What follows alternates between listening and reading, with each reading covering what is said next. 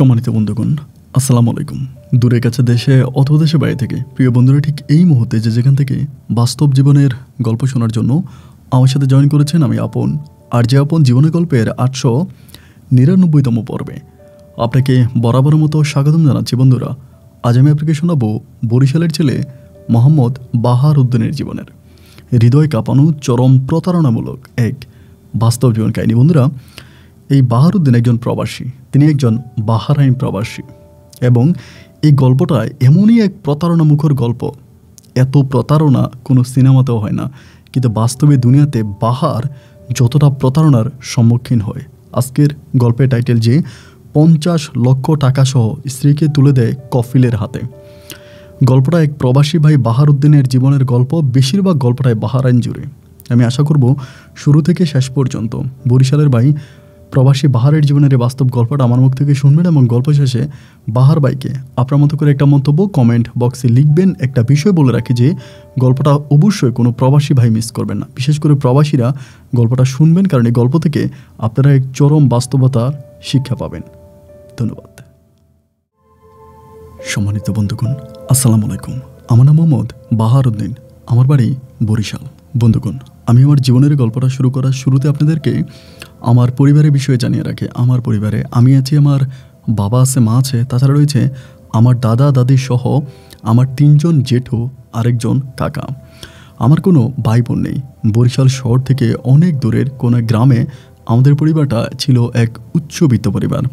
এতটাই উচ্চবিত্ত ছিল যে আমাদের এলাকাতে সবচেয়ে বেশি জায়গায় সম্পত্তি টাকা পয়সার মালিক আমার বাবা ছিল। আমার বাবা পেশায় ছিল একজন প্রবাসী। আমি খুব ছোটোবেলা থেকে শুনে আসছি আমার বাবা প্রবাসে থাকে এবং আমার যখন 7 বৎসর বয়স তখন আমার বাবা প্রবাস থেকে আসে। আমার বাবা প্রবাস থেকে চলে আসে এবং একেবারেই চলে আসে। যদিও প্রথম দিকে বাবা বলে যে বাবা ছুটিতে আসছে, কিন্তু পরে আমরা জানতে পারি যে আমার বাবা একেবারে চলে আসছে। এবং দেশে আসার পরে আমার বাবা আমার কাকাদের সাথে জেঠুদের সাথে জায়গা সম্পত্তি নিয়ে প্রচুর দ্বন্দ্বে জড়িয়ে যায়। আমার জেঠুরা মিলে, আমার কাকারা মিলে আমার দাদার প্রায় সমস্ত সম্পত্তি বুক দখল করে ফেলে। আমার দাদা ওই সময় প্যারালাইসিসের রোগী ছিল, খাট থেকে উঠতে পারতো না, সবসময় খাটে শুয়ে থাকতো। তো সেই সুযোগে আমার জেঠুরা আমার দাদার সয় সম্পত্তি অনেকটাই নিজেদের নামে দলিল করে নেয়। এটা নিয়ে আমার বাবার সাথে অলওয়েজ আমার কাকাদের যুদ্ধ, ঝামেলা, মারামারি এগুলো হতো। এমন করে একদিন মারামারি করতে গিয়ে সন্ধ্যার সময় আমার বড় জেঠুর সাথে আমার বাবা ঝগড়া লেগে যায় এবং ঝগড়া লাগার এক পর্যায়ে আমার বাবা তখন আমার ওই জেঠুর গায়ে হাত তোলে। মারামারির এক পর্যায়ে জেঠুর গায়ে হাত তোলে। বাবা যখন জেঠুর গায়ে হাত তোলে, একইভাবে আমার ওই কাকা তখন এসে আমার বাবাকে এলোপাতারিকভাবে মারতে শুরু করে। এমনভাবে মারে যে আমার বাবাকে লাথি ঘুষি থেকে শুরু করে একদম এলোপাতারিকভাবে মারার একটা পর্যায়ে আমার কাছে যেটা মনে হয় আমার বাবার গায়ে লাথি সমত বাবার ওই নাভির নিচে কোনো একটা জায়গায় পড়ে এবং সেখানে আমার বাবা চিৎকার দিয়ে পড়ে অজ্ঞান হয়ে যাওয়ার পরে তখন তাড়াতাড়ি বাবাকে ভ্যানে উঠিয়ে আমি সহ ছিলাম, আমার যে বাকি জেঠুরা আছে তারা, বাড়ির আরও অন্যরা মিলে আমার বাবাকে তখন হসপিটালে নিয়ে যাচ্ছিল। যখন হসপিটালে নিয়ে যাচ্ছিল সেখানে আমার বাবার কোনো রকমের রেসপন্স নাই, কোনো কথাবার্তা নাই, কেমন যেন একটু নীরব হয়ে গেল। এক পর্যায়ে হসপিটালে ডাক্তার আমার বাবার হাত ধরে চেক করে বলল যে আমার বাবা নাকি মারা গেছে। এবং এটা শুনতে পাওয়ার পরে তখন আমি ওখানে কান্নায় ভেঙে পড়লাম এবং বাবার লাশ তখন বাড়িতে ওই ভ্যান গাড়ি করে বাবার লাশ নিয়ে আসলাম। আসার পরে আমার দাদা তো ওই সময় খাটের মধ্যে শোয়া, দাদার কোনো কিছুই করার নাই। আমার দাদিমণি তখন কান্নাকাটি করতেছে, আমার মাও তখন একটা বিপাকে পড়ে গেল আর কি, এমন একটা সময়। এবং বাবা মারা যাওয়ার পরে তখন আমাদের পুরোটা পরিবার আমাদের দিকে আর কেউ ফিরেও তাকাচ্ছে না। আমার জেঠুরা ওদের মতো করে আমাদের সয় সম্পত্তি সব দখল করে নিচ্ছে, আমাদের বাড়ির সামনে বেড়া দিয়ে দিচ্ছে, বলে আমাদের ওই বাড়ি নাকি তাদের দখলে। একটা সময় রাতের বেলায় আমার মায়ের উপরে অত্যাচার শুরু হয়। আমার জেঠুরা, আমার কাকা মিলে আমার মাকে অত্যাচার করতে থাকে। এইভাবে বিভিন্নভাবে শারীরিকভাবে পর্যন্ত নির্যাতন করে। একটা পর্যায়ে আমার নানি এসে আমার মাকে তখন এখান থেকে নিয়ে যায়। যদিও আমার দাদু অনেক কান্নাকাটি করে বলছিল যাতে আমাকে রেখে যায়, এটা বলেছিল। কিন্তু আমার নানিমণি বললো যে আমাকে যদি এই বাড়িতে রেখে যায় তাহলে আমাকে আমার জেঠুরা, আমার কাকারা মিলে মেরে ফেলবে। তার কারণ হচ্ছে আমি তো বড় হলে আমার বাবার সম্পত্তির মালিক হব, তো বাবার সম্পত্তির মালিক হবে, এই জন্য আমাকে তারা এখানে থাকতে দেবে না, আমাকে মেরে ফেলবে। এই কথা বলে আমার নানু তখন আমাকে সহ আমার মাকে সহ আমাদের বাড়ি থেকে নিয়ে চলে যায়। তো নিয়ে যাওয়ার পরে আমার মা কিন্তু আমার আব্বাকে অত্যাধিক ভালোবাসতো। অনেক ভালোবাসার কারণে দেখা গেলো যে আমার মার বিয়ে বসলো না। আমার নানু বাড়িতে যাওয়ার পরে আমার মা একাই বাবাকে মিস করে করে তার সময়গুলো কাটাচ্ছিল। আমার মায়ের সাথে আমার বাবার খুব বেশি সম্পর্ক, মানে খুব বেশি দিন একসাথে থাকা হয়নি, কারণ বিয়ের কয়েক বছর পরে আমার বাবা বিদেশে চলে যায় এবং বিদেশে গিয়ে বাবা মাঝে মাঝে ছুটিতে আসতো যাইতো। আর আমার বাবা যত টাকা প্রবাসী ইনকাম করেছে সব টাকা আমার দাদার অ্যাকাউন্টে পাঠাইছে এবং আমার কাকারাও যারা ব্যবসা বাণিজ্য করতো, দোকানপাট করতো, তারাও সবাই টাকা আমার দাদার অ্যাকাউন্টেই দিত এবং দাদার অ্যাকাউন্টে টাকা দিত। একটা পর্যায়ে দাদা যখন অসুস্থ হয়ে যায় তখনই কিন্তু আমার বাবা বিদেশ থেকে এসে টাকা পয়সা, জায়গা সম্পত্তি নিয়ে ঝামেলায় লেগে যায়। তো আমার আব্বার কাছে কোনো টাকাই ছিল না। সমস্ত মাসের বেতন পাইলে প্রতি মাসে টাকা আমার দাদার অ্যাকাউন্টে দিয়ে দিত এবং দাদা বলতো যে তোর টাকা আমার কাছে হিসাব মতো আছে, তুই দেশে আসলে তোর টাকা তুই আমার কাছ থেকে বুঝে নিতে পারবি, তোর টাকা আমার কাছ থেকে কেউ খাইতে পারবে না, আমি তোর টাকা কাউকে খাইতে দিব না, তুই চিন্তা করিস না, এগুলো বলে আমার বাবাকে বুঝাইতো।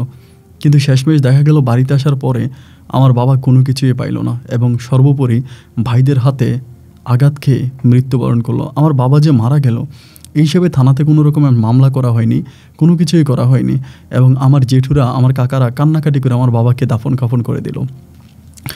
তো নানু বাড়িতে চলে আসি। নানু বাড়িতে আসার পর আমার মামারা আছে, খালারা আছে, সবার সাথে তখন আমার সময়গুলো ভালোই কাটতেছিল, বাট বাবাকে প্রচুর মিস করতাম, বাবার জন্য কান্নাকাটি করতাম। এমন করে তখন নানু, নানা ভাই ওনাদের সাথে থাকতে থাকতে একটা পর্যায়ে আমার মাকে আমার নানা ভাই জিজ্ঞেস করলো যে তুই কি সত্যি আর বিয়ে বসবি না? আমার মা তখন বললো যে না বাবা, আমি আর বিয়ে বসবো না, আমাকে আপনারা আর বিয়ে দেওয়ার চেষ্টা করেন না, আমার একটা ছেলে আছে, আমি ওকে বড় করব, বড় করে ওকে আমি মানুষের মতো মানুষ করব, নতুন করে এই জীবনে আর বিয়ের কোনো প্যারা, কোনো ঝামেলা নিতে চাই না। তারপরে আমার দাদা অনেকভাবে, আমার নানা ভাই অনেকভাবে আমার মাকে বুঝায়, কিন্তু আমার মা কোনোভাবে আমার নানা ভাইয়ের কোনো প্রস্তাবে রাজি হয় না। তিনি সর্বোপরি একটা কথাই বলে যে আমি বিয়ে করব না এবং তাকে আর কেউ বিয়ে দিতেও পারে না। পরে আমার নানা ভাই চিন্তা করলো এই বাড়ির ভিতরে মা আছে, আমি আছি, আমার মামারা আছে, আমার মামানিরা আছে, এর মাঝে হয়তো একটা ঝামেলা হতে পারে। যেহেতু আমি আস্তে আস্তে বড় হচ্ছি, তার জন্য আমার নানা ভাই এক্সট্রা একটা জায়গার ভিতরে আমার মায়ের জন্য একটা নতুন করে বাড়ি উঠায় দেয়।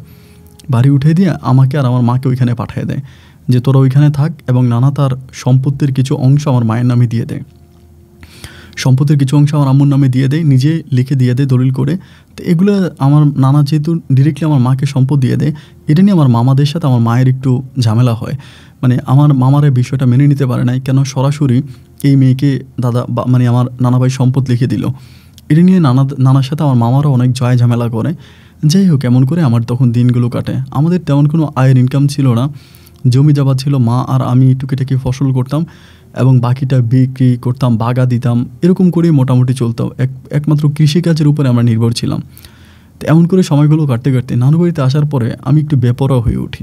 আমাদের বাড়িতে থাকতে যদিও আমি একটু পড়াশোনা করতাম, বইয়ের দিকে আমার একটু মায়া ছিল, পড়াশোনার প্রতি টান ছিল, বাট নানু বাড়িতে আসার পর আমার ওই পড়াশোনাটা একেবারে লাটে উঠছে। পড়াশোনা ছিলই না। আমার থেকেও প্রায় 1 বছরের বড় আমার এক মামাতো ভাই আছে সৈকত। আমি ওই সৈকত তখন একই স্কুলে পড়তাম, কিন্তু দুজনের বাড়ি থেকে বইপত্র নিয়ে স্কুলে যাইতাম, স্কুলের নাম ধরে যাইতাম, কিন্তু আমরা স্কুলে যাইতাম না। সারাদিন মাঠে ঘাটে এখানে ওইখানে বিভিন্ন জায়গায় ঘুরতাম। ঘুরে যখন স্কুল ছুটি দেওয়ার সময় হইতো তখন আমরা বাড়িতে আসতাম এবং বাড়িতে এসে ভরপুর খাবার খেয়ে আবার মাঠে দৌড়াতে চলে যেতাম। এরকম করেই সময়গুলো কাটতে থাকে। একটা সময় আমাদের পরীক্ষা আসে এবং পরীক্ষাতে আমরা দুজনেই ফেল করি। পরে আমাদের গার্ডিয়ানকে ডাকে। আমার মা আর আমার মামা মিলে যখন স্কুলে যায় তখন জানা যায় যে আমরা নাকি স্কুলে থাকতাম না, ক্লাস করতাম না, আমরা কোনো ক্লাসেই করি না, আমাদের কোনো প্রেজেন্ট নাই, আমাদের সবসময় অ্যাবসেন্ট। তো একটা পর্যায়ে তখন আম্মা আমাকে খুব মারে, মেরে আমাকে আর স্কুলে যেতে দেয় না, মানে স্কুলে আর পাঠায় না, পাঠায় আর লাভকে আমি তো স্কুলে যাই না। আমার মামাতো ভাই সৈকতকে তখন তার নানুর বাড়িতে পাঠিয়ে দেয়। সৈকত তখন তার নানুর বাড়িতে চলে যায়। প্রায় 3-4 বছরের মতো সৈকত আর আসে না এবং সৈকতের সাথে আমার দেখা হয় না। আমার নানু বাড়িতে সময়গুলো কাটে। এরকম 3 বছর পরে সৈকত আবারও পুনরায় বাড়িতে ফিরে আসে। সৈকতের বাবা মানে আমার মামা মুদি দোকান আছে, দোকান করে। তা সৈকত তখন ওর বাবার ওই দোকানে বসে, আমিও তখন মাঝে মাঝে মামার দোকানে যেয়ে বসতাম। মামা আমার সাথে কিন্তু অনেক ভালো ছিল, আমাকে অনেক আদর করতো এবং আমার সাথে মামার কোনো রকমের খারাপ কোনো সম্পর্ক ছিল না, অনেক বেশি ভালোবাসতো আমাকে। নিজের সন্তানকে যেরকম ভালোবাসতো, সৈকতকে যেমন ভালোবাসতো, আমাকে এরকম করে ভালোবাসতো। তো আমি নানুর বাড়িতে যাইতাম, আইতাম, মোটামুটি আমার সম্পর্কটা খুব ভালোই সৈকতের সাথে কাটতে কাটতে আমি একটা পর্যায়ে প্রায় অনেকটাই বড় হয়ে যাই, মানে টাকরা জোয়ান হয়ে যায়। তো জোয়ান হয়ে যাওয়ার পরে আমি তখন কোনো কিছুই করি না, ওই সময় পর্যন্ত কিন্তু কিছুই করি না, শুধু ফসলই করি। মাঠের মধ্যে ফসল করি, বিভিন্ন ধরনের শাকসবজি চাষ করি, এটা ওইটা বাজারে নিয়ে বিক্রি করি, আবার স্টাইলনেস চলাফেরা করি, সিরা ফ্যান, স্টাইল করা গেঞ্জি, টি শার্ট, মানে মোটামুটি খুব ভালো পোশাক আশাকই পরি। যদিও কৃষিকাজ করি, বাট রাস্তাঘাটে চলাফেরা করলে কেউ কৃষক বলবে না, সবাই বলবে যেন সিনেমার হিরো। এমন করেই চলাফেরা করতাম। তো এমন করতে করতে আমার দুঃসম্পর্কের এক মামাতো বোন আছে যার নাম হচ্ছে নাদিয়া। আমি আর আমার মামতো ভাই দুজনে মিলে নাদিয়াকে খুব পছন্দ করি। আমরা দুজনে নাদিয়াকে অনেক পছন্দ করি। নাদিয়া তখন স্কুলে পড়াশোনা করতো, অতটা বড় ছিল না, ক্লাস 8-এ পড়তো। তো আমরা দুজনেই নিয়ম করে মানে বাড়ির সামনে দাঁড়ায় থাকতাম, নাদিয়া আমাদের সামনে দিয়ে যাইতো, ওরে দেখতাম, মানে দুজনেই খুব পছন্দ করতাম। আমিও পছন্দ করতাম, আবার সৈকত ওরে পছন্দ করতো। তো সৈকত কিন্তু দেখতে এতটা সুন্দর ছিল না, কালো এবং খাটো ছিল, বাট আমি আমার বাবার মতো হয়েছিলাম, অনেক লম্বা ফর্সা, মোটামুটি সৈকতের চেয়ে আমার গায়ের গঠন অনেক ভালো ছিল। ওই সৈকত ওরে পছন্দ করে আমিও করি। সৈকত যদি ওকে ফুল দেয় আমিও ফুল দেই। সৈকত তার অ্যাঙ্গেল থেকে চেষ্টা করে ওকে পটানোর জন্য, আমি আমার অ্যাঙ্গেল থেকে চেষ্টা করি তাকে পটানোর জন্য। দুইজন দুই অ্যাঙ্গেল থেকে মেয়েটাকে অনেক পছন্দ করি, অনেক ভালোবাসি। এমন করে সময়গুলো কাটতে কাটতে হঠাৎ করে একদিন জানতে পারি যে এই মেয়েটা নাকি, মানে এই নাদিয়া নাকি যেই স্কুলে পড়াশোনা করে ওই স্কুলের ক্লাস 10-এ পড়া কোনো এক ছেলের সাথে প্রেম করে। এটা জানতে পারি, ক্লাস 10-এ পড়া কোনো এক ছেলের লোকে প্রেম করে, এটা মানে ওই স্কুলের মেয়েদের মাধ্যমে জানি। জানার পরে দুজনেই মিলে তখন প্ল্যানিং করি কী করা যায় সৈকত, এই যে ছেলেটার সাথে ওই মেয়েটা প্রেম করে, মানে এখন তো আমরা আর মেয়েটারে পাবো না, যেহেতু স্কুলে একটা প্রেম করে তাহলে তো আর আমাদের সাথে প্রেম ভালোবাসা করবে না, কী করা যায়। সৈকত তখন খুব খেপে গেল, খেপে গিয়া বলে, শালা আমরা থাকতে স্কুলের পোলাপানির লোকে প্রেম করবে, এটা হইতেই পারবো না। পরে ওই পোলা ঠিকানা খুঁজে বের করে, ঠিকানা বের করার পরে একদিন স্কুল ছুটি হওয়ার পরে আমি যাই না, সৈকত একা যাই। আমি বলি যে তুই প্রথমে চেষ্টা কর, তুই না পারলে এরপরে আমি। তা সৈকত তখন গিয়ে করে কি ওই নাদিয়ার সামনে পোলাটারে মারতে শুরু করে। স্কুল থেকে বেরোয়ার পরে কোনো কথা নাই, গিয়ে হচ্ছে অন্য পোলাপানের সামনে সাইকেল নিয়ে বাড়ি যাচ্ছিল, সাইকেলটা লাথি দিয়ে ফেলে পোলার এখানে মারে, খুবভাবে মারে। মারার পরে পোলার পরিবার তখন হচ্ছে বিচার দেয় স্কুল কমিটির কাছে। তাই স্কুল কমিটির সভাপতি তখন আমার মামাকে ডেকে নেয়। আমরা তো পড়াশোনা করতাম না, আমরা দুজনেই বেকার ছিলাম, রাস্তায় ববু করে ঘুরে বেড়াতাম। তো ওই নাদিয়া কিন্তু আমাদের বয়সের অনেক ছোট। পরে ওকে ডাইকা নেয়, ডাইকা নেওয়ার পরে ওর স্কুলের মধ্যে জুতা পিটা করে, এবং এত পরিমাণে জুতা পিটা করে নাদিয়ার সামনে, আরও অন্য মানে স্টুডেন্টদের সামনে, ও তখন লজ্জায় এই বাড়ি থেকেই চলে যায়, মানে আমাদের বাড়ি থেকে ও তখন নানু বাড়িতে চলে যায়। স্কুলের সামনে ওর বিচার হয়, ওকে কান ধরায়, জুতা পিটা করে, কেন এরকমটা করলো। তারপরে ও রাগ করে নানু বাড়িতে চলে যায়, লজ্জায় রাগ দুইটাই নানু বাড়িতে চলে যায়। যখন ও নানু বাড়িতে চলে যায় তখন কিন্তু মাঠটা পুরো ফাঁকা হয়ে যায়। এই সময় কিন্তু আমি নাদিয়ার সাথে খুব ভালো করে কথা বলতেছি। আবার যেই পোলাকে মারছে ওই পোলাও, তার পরিবার তখন ভয় আর পোলাকে স্কুলে পাঠাইতো না, মানে ওই ছেলেকে আর স্কুলে পাঠাইতো না, ভয়ে যে স্কুলে পাঠাইলে নাকি আবার অন্যরা কেউ মারে। যেহেতু আমার মামাতো ভাই সৈকতের খুব পাওয়ার ছিল, ওর অনেক এলাকার অনেক সন্ডাগন্ডার সাথে সম্পর্ক ছিল, এই পোলারা ভয়ে তার এই ছেলেকে পরে মাদ্রাসায় ভর্তি করে, যে স্কুলে আর পড়ায় না। ক্লাস 10-এ পড়া অবস্থায়, সামনে এসএসসি পরীক্ষা ছিল, 1 বছর ড্রপ দিয়ে তখন মাদ্রাসায় এই ছেলেকে 9-এ ভর্তি করায় দেয়। ছেলে আর এই স্কুলে আসে না। তো স্কুলে না আসার কারণে নাদিয়ার সাথে যে ছেলের প্রেম ছিল ওইটাও ভেঙে যায়। এরপর আমি প্রত্যেকদিন নাদিয়ার সাথে আমার রাস্তাঘাটে দেখা হয়, আমি চিপস চকলেট এটা ওইটা ওরে দিই, এবং এমন করে দীর্ঘদিন ওর সাথে আমার সম্পর্ক চলতে থাকে। এক পর্যায়ে আমি ওকে প্রপোজ করি, এবং প্রপোজ করার পরে ও একদম খুব সহজে আমার প্রপোজাল অ্যাকসেপ্ট করে নেয়, মানে কোনো ঝামেলা করে না। কারণ ও দেখে যে প্রতিদিন আমি ওর জন্য কোনো না কোনো গিফট নিয়ে আসতেছি, ওর সাথে ঘুরতে যাইতেছি এবং ওকে ফলো করতেছি, আমার দিনের পুরোটা সময় ওর পিছনে কাটাইতেছি। তো যাকে আমি এত পছন্দ করি, এত ভালোবাসি, ওর সাথে আমার এত ভালো টাইম স্পেন্ড হচ্ছে, তো সে জায়গা থেকে ও তখন মানে আর কোনো দ্বিমত পোষণ করলো না, ও রাজি হয়ে গেল আমার সাথে রিলেশনে। তো রিলেশনে রাজি হয়ে গেল। ও তো অনেক ছোটো, ক্লাস 8-এ পড়ে, তো ক্লাস 8-এ পড়ে একটা মেয়ে মানে তো অনেক ছোটো, বাট তারপর তার সাথে আমার রিলেশনটা খুব ডিপলি যাচ্ছিলো। ওর সাথে দেখা করি, ঘুরি ফিরি, খাই, মাঝে মাঝে রাতের বেলা ওদের বাড়ির ওখানে যাই। আবার ওদের বাড়ির ওখানে অনেক বড় একটা মাঠ আছে, ওই মাঠে প্রতি বছর ক্রিকেট টুর্নামেন্ট ছাড়া হয়। তো ক্রিকেট টুর্নামেন্ট আমি আবার ভালো ক্রিকেট খেলি, ওইখানে খেলতে গেলে ওদের বাড়ির মধ্যে যাই, পানি খাওয়ার নাম করে ওরে মাঝে মাঝে 2-1টা চুমো দিয়ে আসি। এমন করে মোটামুটি খুব রোমান্টিক একটা সময় আমার কাটতেছে। আর এই নাদিয়া মেয়েটাও দেখতে এত সুন্দর ছিল যে হাতে গোনা কয়েকটা মেয়ের মাঝে একজন, এতটাই চমৎকার ছিল, আমার খুব ভালো লাগতো। এক কথায় ও আমার মনের রাজ্যের রাজকুমারী। তো এরকম করে সময়গুলো কাটতেছে। একটা পর্যায়ে মা তখন আমারে বলতেছে যে তোর যে এরকম করে সময় তুই কাটাইতেছিস, তো এরকম করে কি আর সময় কাটবে, কিছু তো একটা করতে হবে। এরকম করে জমিতে ফসল হইলে তুই পকেটে 2 টাকা হইলে উড়াইছিস, চলতেছিস, এভাবে তো চলে না, তোর তো একটা ভবিষ্যৎ আছে, কিছু একটা কর। আমি তখন আমারে বললাম যে আম্মা আমি কী করব এবং আমার কি করণীয় আছে। মা তখন আমাকে বলে অনেকেই তো অনেক কিছু করণীয় আছে, অনেকে অনেক কিছু করে, তা তুই চাইলেও তো কোনো কিছু করতে পারবি। আমি তখন বললাম যে তুমি আমাকে কি করতে বলতেছো, অ্যাকচুয়ালি আমাকে কি করতে হবে। মা তখন আমাকে বলে একটা কাজ কর, তুই বিদেশ চলে যা, ডিরেক্টলি আমাকে বলে। আমি তখন বললাম যে মা বিদেশে যাব, বিদেশে গেলে তোমারে আমি কার কাছে রেখে যাবো, তুমি কার কাছে থাকবা। মা আবার বলে এখনও তো নানা নানি জীবিত আছে, তারা তো এখনও মরে যায় নাই, তারা আছে, তারা আমাকে দেখাশোনা করবে, তোর মামারা আছে, মামা তো ভাই আছে, সবাই আছে, সমস্যা নেই। এরই মাঝে আবার সৈকত কিন্তু ওর নানু বাড়ি থেকে আসছে। আসার পরে সৈকত কিন্তু এখানে আমি বলতে ভুলে গেছিলাম, আমি সৈকতকে বুঝাইছি, দেখ সৈকত, আমার তো নাদিয়ার সাথে প্রেম হয়ে গেছে এবং ও আমার ভালোবাসে, আমি ওরা ভালোবাসি, তুই ভাই এটার মধ্যে কোনো ঝামেলা করিস না।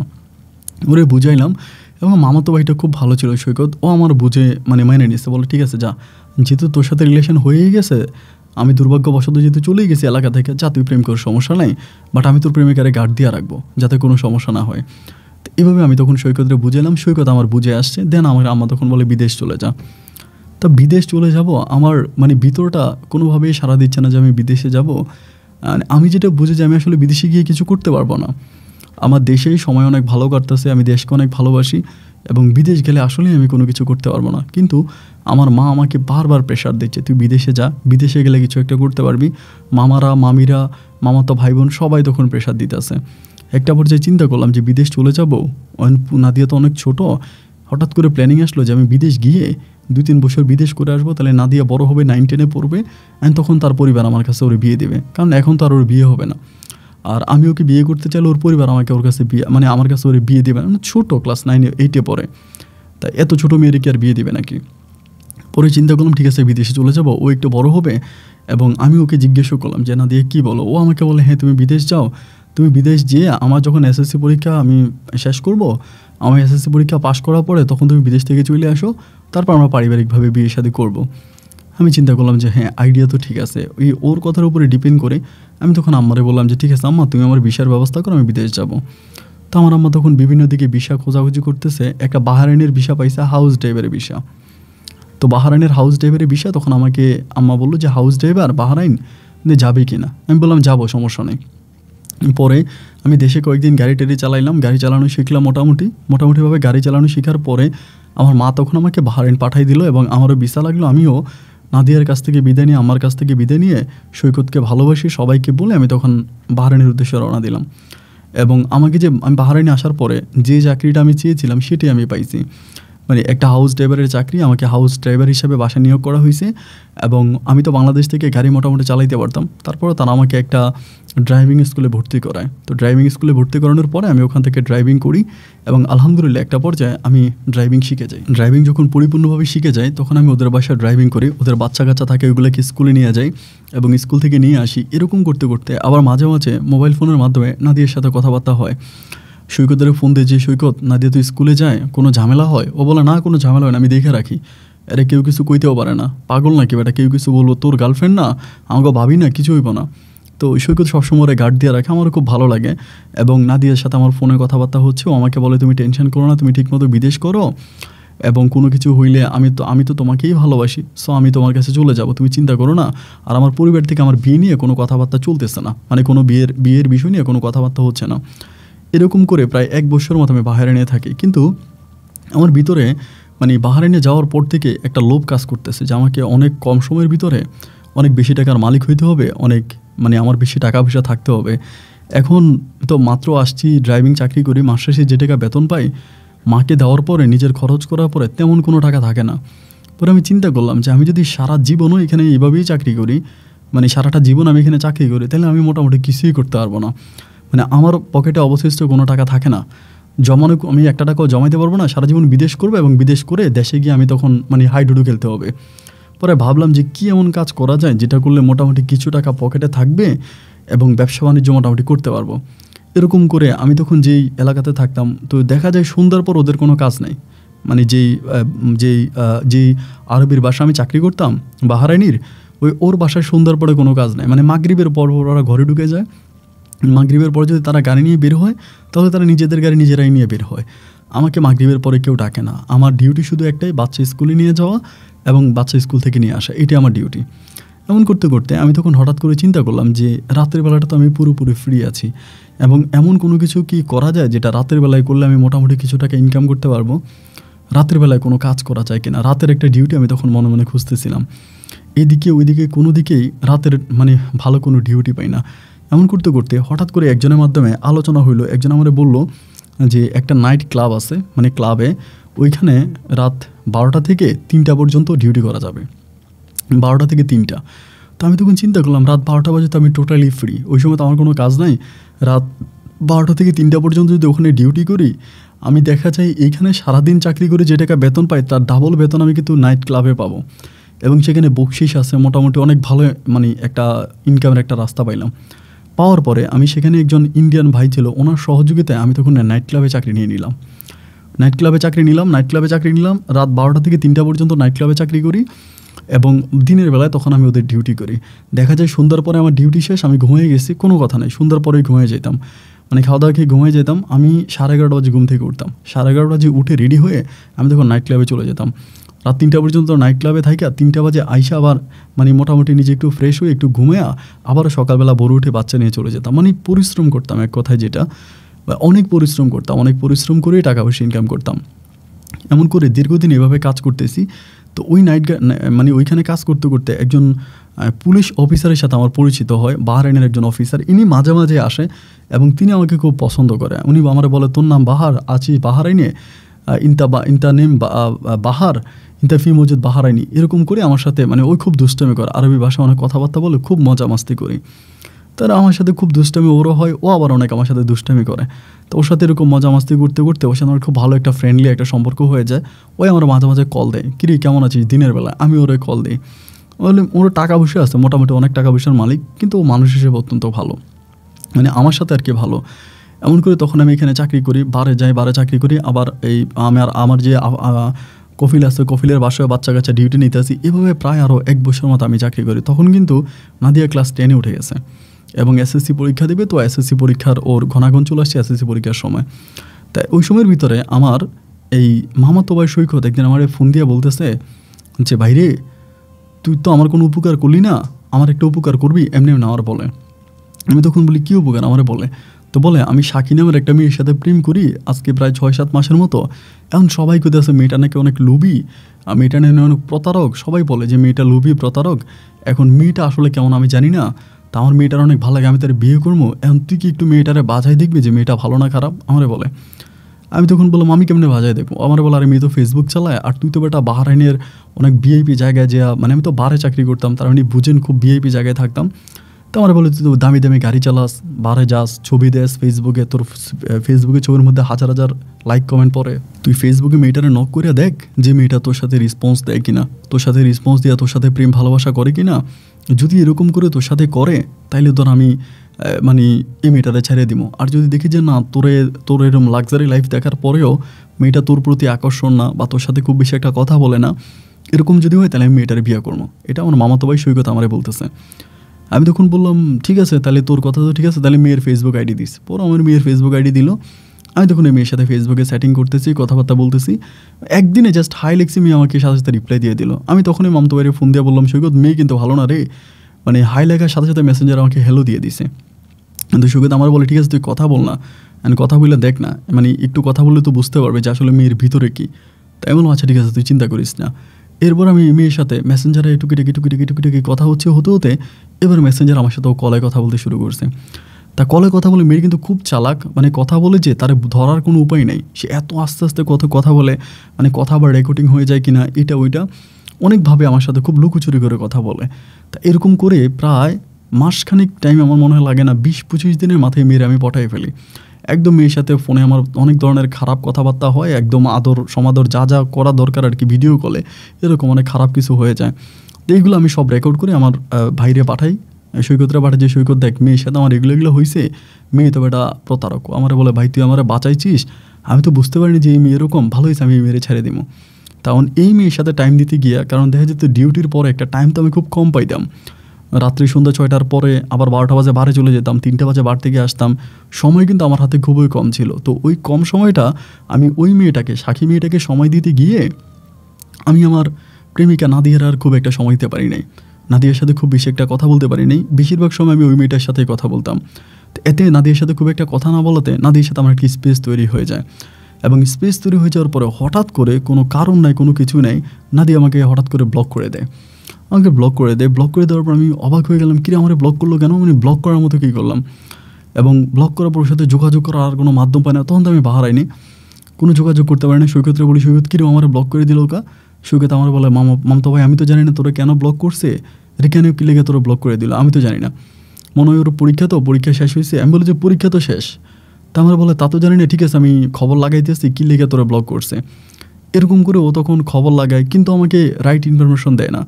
যারা প্রবাসে থাকে তারা কিন্তু বুঝবে, প্রবাসের টাইমগুলো কিন্তু খুব মানে আপনি যে চাকরি করার পর একটু সময় পাবেন, এই সময়টা কিন্তু খুব কঠিন এই সময় বের করা। আর আমি তো 2টা চাকরি করতাম, তো 2টা চাকরি করার কারণে দেখা যায় সময় খুব একটা মানে ম্যাচিং করতে পারতাম না, সময় খুব বেশি একটা মিলিয়ে দিতে পারতাম না। তো পরে চিন্তা করতেছি যে কিরে ও এরকমটা কেন করতেছে। ডিউটিতে যাই, ডিউটিতে গিয়ে সৈকতের ফোন দেয় যে সৈকত আমরা ব্লক করে দিল, আমার সাথে কথা বলে না। সৈকত আমার বলে আরে ভাই আমি দেখতেছি, তুই চিন্তা করিস না, কেমনি কী করা যায় আমি সব কিছু করুম। এরকম করতে করতে ভাই হঠাৎ করে আমি তো ওই আমাদের বাড়ির আরও কিছু পোলাপানের সাথে কথা বলতাম, নানু বাড়ির অন্যদের সাথে কথা বলে আমি যেটা জানতে পারলাম যে সৈকত নাকি নাদিয়ারে বিয়ে করে ফেলছে, মানে কাজী অফিসে নিয়ে কোর্টে নিয়ে বিয়ে করে ফেলছে। মানে আমি এটা শোনার পর তো আমি দুনিয়াতে নাই, আমি তো আসমান থেকে পড়ছি, কিরিটে কী বলে হ্যাঁ ওরা বিয়ে করে ফেলছে, কোর্টে কি ওদের বিয়ে হয়ে গেছে। তেন আমি সৈকতের জিজ্ঞেস করেছি সৈকত এই কথা এটা কি সত্য? আমার বলে আর দূর বেটা, তুই কি পাগল হয়ে গেছিস নাকি, তোর এই ধরনের কথা কে বলছে? আমি বললাম দেখ সৈকত, তুই আমার সাথে মিথ্যা কথা বলিস না, আমি তো এলাকার অনেক পোলাপানির সাথে কথা বলছি, সবাই কিন্তু আমার বলছে তুই নাকি নাদিয়ার লোকে প্রেম করস এবং নাদিয়ারে প্রেম করে নাকি তুই নাদিয়ারে বিয়ে করে ফেলছিস কোর্টে নিয়ে। আমার এটা পুরোই মিথ্যা কথা বেটা, এটা কোনো মিথ্যা কথা, এটা পুরোই মিথ্যা কথা, এটা তুই বিশ্বাস করিস না। তখন আমি মানে নিজের মন নাদিয়ার সাথে আমি আর যোগাযোগ করতে পারতেছি না। এমন করতে করতে আমাদের এলাকার আরেক ছেলে সাদাত, ওই আবার মানে সৈকতের সাথে খুব ভালো সম্পর্ক আছে। আমি তখন সাদাতের ফোন দিয়ে বললাম যে সাদাত তোর কাছে আমি 2টা পায়ে ধরি, তুই আমার কাছে সত্য কথা বল, দেখ আমি বিদেশ থাকতে পারতেছি না, আমি কাজ কাম করতে পারতেছি না, মানসিকভাবে অনেকটা ভেঙে পড়ছে, আমি সমস্ত আত্মহত্যা করবো, তুই আমার সত্যি করে বলতো ঘটনাটা কি। তখনও আমার বলে না মামা ঘটনা কি না আমি তো জানি না। পরে আমি বললাম আচ্ছা তোরা আমি একটা ছবি পাঠাই, দেখ তুই মেয়েটারে চিনোস কিনা। পরে ওই যে সাক্ষী নামের যে মেয়েটারের সাথে আমি কথা বলছিলাম, সৈকত আমার যে মেয়েটারে লাগাই দিল মেয়েটারে পটানোর জন্য, আমি ওই মেয়েটার ছবি তখন আমি সাদাত্রে দিলাম। সাদাত তো মেয়েরা দেখে বলতেছে আর দোস্ত এটা তো সৈকতের বান্ধবী। আমি বললাম প্রেমিকা না? বলে আরে না বেটা প্রেমিকা না, এরা দুজন মানে খুব ভালো ফ্রেন্ড। এই মেয়ে থাকে হচ্ছে বরিশাল শহরে, সৈকতের খুব ভালো একটা ফ্রেন্ড, কিন্তু প্রেমিকা না। আমি বললাম দেখ সাদাত এই ঘটনা। পরে বলছে, বলার পরে সৈকত সাদাত আমারে বলতেছে আরে বামা তুই তো অনেক ধরা খেয়ে গেছস, আমার মনে হয় সৈকত তোরে টেকনিক্যালি ওই মেয়েটার লোকে সম্পর্ক করাইয়া মনে হয় নাদিয়ারে সব কিছু দেখাইছে। বা আমি বললাম হ্যাঁ আমি যে মেয়ের সাথে ভিডিও কলে কথা বলছি, খারাপ খারাপ রেকর্ড এগুলো কিন্তু আমি সৈকতরে পাঠাইছি। পরে সাদাত আমারে বলতেছে যে মামা তাইলে কিন্তু আমার মনে হয় ঘটনাটা এরকম হয়ে গেছে, আচ্ছা ঠিক আছে আমি ফুললি ইনফরমেশন নিয়ে তোরে জানাবো। এখন ফুললি ইনফরমেশন নেওয়ার আগেই আমি আমার আম্মার মুখে শুনতেছি যে সৈকতের নাকি নাদিয়ার লোকে বিয়ে ঠিক হয়ে গেছে এবং পারিবারিকভাবে তারা বউ উঠে আনবে, বিয়ে হয়ে গেছে এখন বউ উঠে আনবে। আমি তো মানে দুনিয়াতে নাই, আমার মন চাইছে ওই সময় যে আমি জীবনে একটা মার্ডার করবো, আমার মামতো ভাইরে আমি খুন করব, ওরে মার্ডার করে আমি জেল খাটবো, কিন্তু ওরে আমি বাঁচতে দিব না, মানে ওরে আমি দুনিয়াতে বাঁচায় রাখবো না, সোজা কথা ওরে আমি মার্ডার করব। এবং ওরে মার্ডার করার জন্য যা করা দরকার আমার লাইফে আমি তাই করব, কিন্তু ওরে আমি দুনিয়া থেকে বিদায় করে দিব।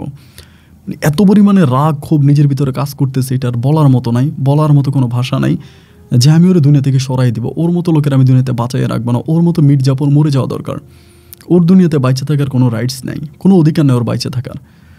ভিতরে নিজের রাগ ফেটে যাচ্ছে। পরে কিছুদিন পরে ঠিকই পারিবারিকভাবে ওই নাদিয়ারে বিয়ে করে ফেললো। এবং আমি যখন সব সত্য জানতে পারছি, ও আমার নাম্বারটাও ব্লক করে দিয়েছি সৈকতে, আমার নাম্বারটাও ব্লক করে দিল। ও আমার সাথে ওর কথাবার্তা বলে না, মানে আমার সাথেও কোনো কিছু বলে না, আমার নাম্বারটাও ব্লক। তেন ওই সময় মাথার মধ্যে কোনো কিছু নাই, মানে নেশা ঘরের মতো ঘুরতেছি। আর আমি আমার কফিলটা বারবার কইতেছি যে তুই আমার ছুটিতে আমার পাসপোর্ট দিয়ে আমি দেশে যাবো, মানে আমি দেশে আসলেই সৈকতরা মার্ডার করে ফেলবো, সোজা কথা যেটা আমি ওরা মার্ডার করার জন্যই দেশে আসবো। কফিলকে বললাম যে তুই আমার ইয়ে দে, আমার তুই এই পাসপোর্ট দিয়ে দে, আমার ভিসা দিয়ে আমি দেশে চলে যাবো, আমার ক্যান্সেল দিই। আমার কফিল আমার ক্যান্সেলও দেয় না। তা ক্যান্সেল না দেওয়ার কারণ হচ্ছে আমার ওই কফিলের যে ছেলে মেয়ে ওদের মানে পরীক্ষার সামনে, এখন তাদের প্রতিনিয়ত স্কুলে যাওয়া লাগবে, তো যার জন্য ওই আমার ছুটি দিতেছে না। তো এদিক দিয়ে তো আমার মাথা পুরো খারাপ হয়ে রয়েছে যে আমার মাম তো ওই আমার প্রেমিকারে বিয়ে করে লাইছে, এটা তো আমি মানতে পারবো না, আমি দেশের জন্য পাগল হয়ে গেছি। এদিক দিয়ে কফিল আমার দেয় না, পাসপোর্ট দেয় না, কোনো কিছু। এমন করতে করতে 3-4 দিন পরে একদিন হঠাৎ করে সকালবেলা আমি বাচ্চা স্কুলে নিয়ে গেলাম। স্কুল থেকে আসার সময় আমি ওর গাড়ির মধ্যে খুঁজতেছি যে আমার এই মানে ওর গাড়ির মধ্যে আমার পাসপোর্টটা কোথাও লুকিয়ে রাখছে কিনা, যদি পাসপোর্টটা কোথাও পাই আমি নিজে টিকিট করে দেশে চলে যাবো। অনেক সময় আরবিরা করে কি, মানে ওদের যে ওয়ার্কার আছে তাদের পাসপোর্টগুলো গাড়ির মধ্যে রাখে, বেশিরভাগ সময় গাড়ির মধ্যে রাখে। এই জন্য আমি তো চিন্তা করলাম গাড়ির মধ্যে আছে কিনা। গাড়িটা কিন্তু ওরই ব্যক্তিগত গাড়ি, ওই বাচ্চা কাচ্চা আমি ওই গাড়ি দিয়ে মাঝে মাঝে স্কুলে নিয়ে, মাঝে মাঝে আমার নিজেরও একটা গাড়ি আছে, ওইটা দিয়ে নিয়ে যাই। নিজের গাড়ি বলতে ড্রাইভারের জন্য একটা গাড়ি বরাদ্দ আছে ওইটা, আর ওইটার কোনো সমস্যা নেই, আমি ওর গাড়িটা নিয়ে যাই। ওর গাড়িটা বড়, আপনার ওই যে ল্যান্ড ক্রুজার যেগুলো ওইগুলো আর কি বড় গাড়ি। পরে আমি চাবি দিয়ে ওর গাড়ির মধ্যে খুঁজতেছি আমার পাসপোর্টটা কোথাও আছে কিনা। হঠাৎ করে খুলে দেখলাম যে ওর সামনে যে ড্রাইভারের যে ড্র্যাক্সটা আছে, ড্র্যাক্সটা টান দিয়ে দেখলাম, প্যাসেঞ্জারের সামনে যে ড্র্যাক্সটা টান দিয়ে দেখলাম যে ভাই ওটার মধ্যে দুনিয়ার মানে স্বর্ণ গয়না, মানে অনেকগুলো গয়না এবং টাকাও আছে, মানে নগদ অনেকগুলো টাকা রিয়েল আর কি। এগুলো দেখার পর তোমার মাথায় আসমান ভেঙে পড়ছে। কিরে, গোল্ড যদিও কিছু কম আছে, কয়েকটা বার আছে, গোল্ডের কয়েকটা বার, আর প্রচুর টাকা, এবং এত টাকা যেটা আসলে বলার মতো, বাংলাদেশি টাকায় কয়েক কোটি টাকা হবে এতগুলা, কারণ ওই বাহরাইনের টাকার তো ডিমান্ড বেশি, ওইরকম মানে পুরো ডেস্কের মধ্যে টাকা গোল্ড। আমার তখন আর মাথা ঠিক নেই, মানে মাথাটা তখন গরম হয়ে গেল। একদিকটা তো মামা তো ভাই আমার জীবন শেষ করে দিল, আমার ভালোবাসা মানুষটি বিয়ে করে ফেললো, এদিক দিয়ে কফিল আমার দেনা, পাসপোর্ট দেনা, ছুটি, যেতে পারি না দেশে, তার উপরে মাথার মানে চোখের সামনে এতগুলো টাকা।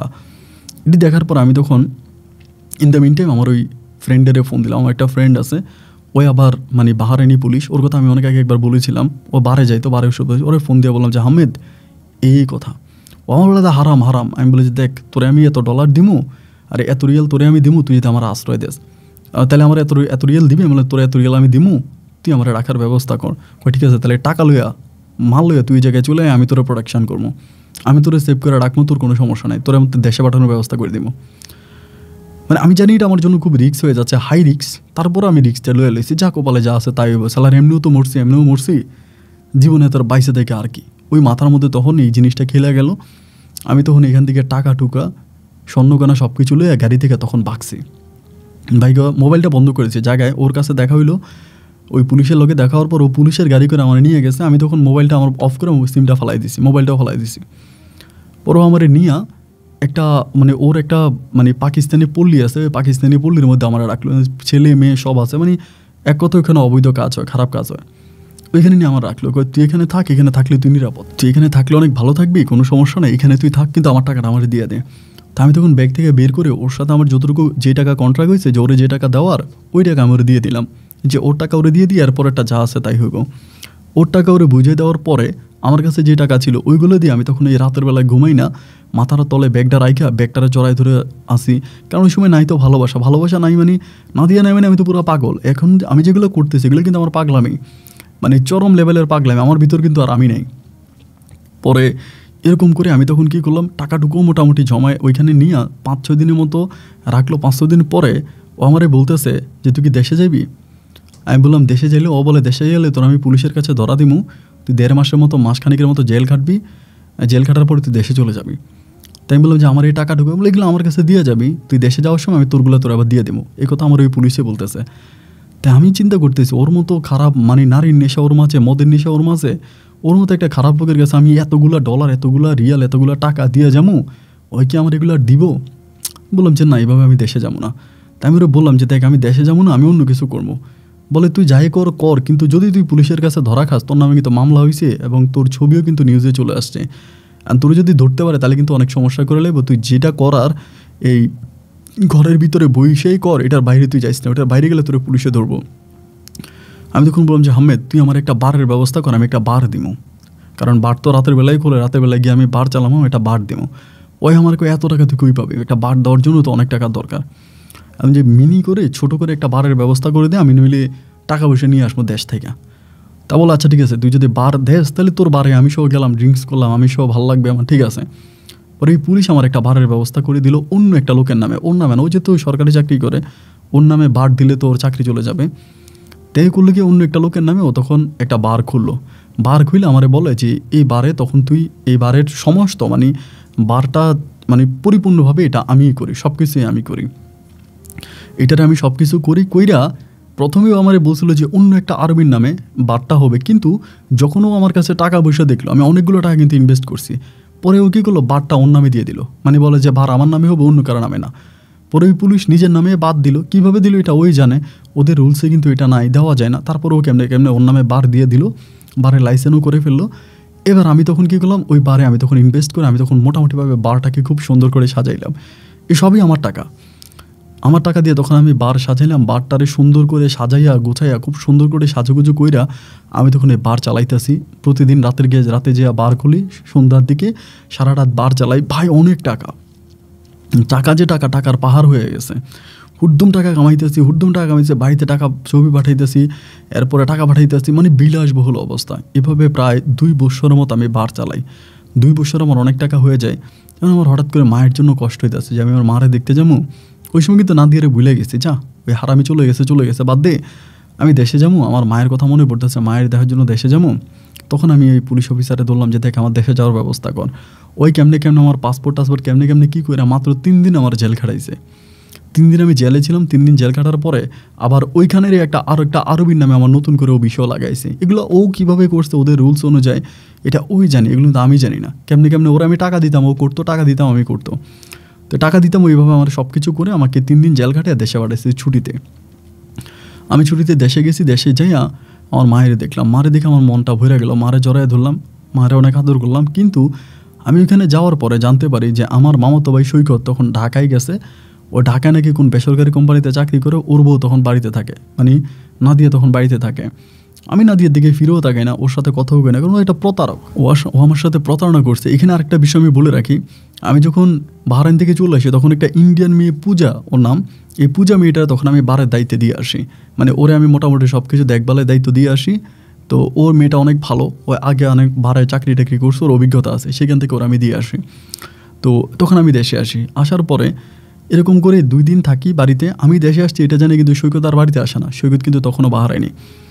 তো এভাবে 3-4 দিন কেটে যাওয়ার পরে একদিন আমি ওদের পুকুর পাড়ে বসে আছি, মাগরিবের আজান দিয়ে দিছে, আমি উঠে যাব, এমন সময় দৌড় দিয়ে কোত্থেকে জানি মানে সৈকতের বউ আমার প্রাক্তন প্রেমিকা নাদিয়া এসে আমার পা চেপে ধরে, পা ধরে বলে বাহার তুমি আমার মাফ করে দাও, আমি তোমার কাছে মাফ চাই, আমার তুমি মাফ করে দাও। আমি বললাম মাফ করবো মানে কি লেগে মাফ করবো, তুই আমার পা ধরতেছস কেন, তুই আমার ব্লক করছিস না। আমার বলে কেন ব্লক করছি এটা তো শোনো না। আমি বলে শুনবো কেমনি, তুই তো আমার ব্লকই করে দিচ্ছিস। ও বলে এরপরে তোমার নাম্বারটা অনেক খুঁজছি, তোমার সাথে যোগাযোগ করার চেষ্টা করছি কিন্তু হয় নাই। আমি যোগাযোগ করে লাভ কি, এখন তুই বিবাহিতা, বাচ্চা কাচ্চা হয়নি, আজকে এত বছর বিয়ে হয়েছে। ও বলে আমি বাচ্চা নিই নেই। আমি বলে কেন বাচ্চা নিলি না কেন? ও বলে একটা প্রতারকের সংসারে আমি বেবি নিব না। আমি বললাম মামা প্রতারক পাইলি কই, আমার মামাতো ভাই তো সৈকত ফেরেস্তার মতো মানুষ, তোরে বিয়ে করলো, সংসার করতেছস, বাচ্চা নিতেছস না কেন? ও বলে আমি মিথ্যা বলবো না, প্রতি বছর আমি বেবি কনসেপ্ট করি, কিন্তু আমি বেবি নষ্ট করে ফেলি। আর আমি বেবি নষ্ট করি, বেবি আমি নষ্ট করে দিই, কারণ আমি ওর সংসারে বেবি নিতে চাই না। আমি তখন বললাম কারণ কি? বলে কারণ কি তুমি জানো না? আমি বললাম না আমি তো জানি না। ও আমাকে বলে ও কিন্তু আমার সাথে অনেক বড় প্রতারণা করছে। আমি বলি কী প্রতারণা? ও বলে তখন আমাকে বলছে তুমি কি সাক্ষী নামের কোনো মেয়ের সাথে ভিডিও কলে কথা বলছিলা? আমি তখন বলি ওরে বাবা এই ঘটনা তুমি জানো? ও বলে জানো, ও আমার সাথে একটা গেমস খেলছে, ওরে গেমসটা আমি বুঝতে পারি নাই, ও ওই সাক্ষী মেয়েটারে দিয়া তোমার লাগাই দিছে। পরে আমি বিষয়গুলো সব সত্যতা জানতে পারছি এই সাক্ষাৎ ভাইয়ের মাধ্যমে, মানে সাদাত ভাইয়ের মাধ্যমে আমি তখন এগুলো জানতে পারছি। সাদাত ভাই আমার সব কিছু বলছে, তুমি নাকি সাদাত ভাইয়ের কাছে সব কথা বলছো। আমি বললাম হ্যাঁ সাদাতরে তো আমি সব কিছু জানাইছি। বলে ও তোমার সাথে গেমস খুলছে, আমার সাথেও খেলছে, বুঝতে পারি নাই, ওই মেরে দিয়া তোমার সাথে কথা বলে এরপর এগুলো রেকর্ডিংগুলো আমাকে দেখাইছে। দেখানোর পর আমার খুব রাগ লাগছে, তোমার জন্য আমি 2 বছর 3 বছর অপেক্ষা করতেছি, এত কষ্ট করলাম, সেই তুমি অন্য একটা মেয়ের সাথে এরকম কাপড় চোপড় খুলে নোংরামি করো, এটা আমি দেখতে পেরে আমি সহ্য করতে না পেরে তোমাকে ব্লক করে দিয়েছি। এবং আমার ওই ইমোশনাল সুযোগটা মানে এই স্পেসটায় তোমার মামাতো ভাই সৈকত কাজে লাগাইছে, সৈকত কাজে লাগে, সৈকত আমার বিয়ে করছে। তাই আমি বললাম যে তুই সৈকত বেইমান, তুমি তো তার চেয়েও বড় বেইমান। সৈকত তোমার একটা জিনিস দেখালে তুমি বিশ্বাস করলা, একটা বারের জন্য কি আমাকে জিজ্ঞাসা করতে ইচ্ছে হলো না যে আমি এই কাজটা কেন করলাম? ও আমাকে বলে আসলে তোমার প্রতি আমার এতটাই ঘৃণা কাজ করতেছিল, মানে তোমার চেহারাই আমার দেখতে ইচ্ছে করতেছিল না।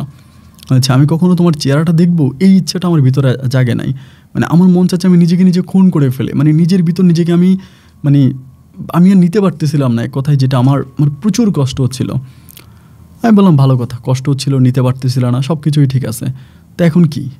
এখন তো যা হবার তো হয়েই গেছে। তো আমারে বলে তুমি নাকি বিয়ে করবা? আমি বললাম হ্যাঁ মারে তো বলছিলাম এটা পরীর মতো মায়ে খুঁজে বের করার জন্য, তা বিয়ে করব। ও বলে আমার চেয়ে ওই সুন্দর মেয়ে কি এলাকাতে আছে? এই কথা না দিয়ে আমার নিজেই বলতেছে। আমি বললাম তোমার চেয়ে ওই সুন্দর মেয়ে এলাকাতে না থাকলে কি আমি বিয়ে করবো না? আমার তো বিয়ে করা লাগবে। আমার বলে আমার বিয়ে করো। হ্যাঁ বললাম তোমারে কেমনে তোমার বিয়ে করবো, তুমি আমার মামতো ভাইয়ের বউ। ও তখন আমারে বলে ও আমার সাথে যেরকম বেইমানি করছে আমি সেম বেইমানিটা ওর সাথে করতে চাই, ও তোমার সাথে যেরকম বেইমানি করছে তুমি ওকে একটা চরম শিক্ষা দাও। আমি বললাম কী শিক্ষা দিব?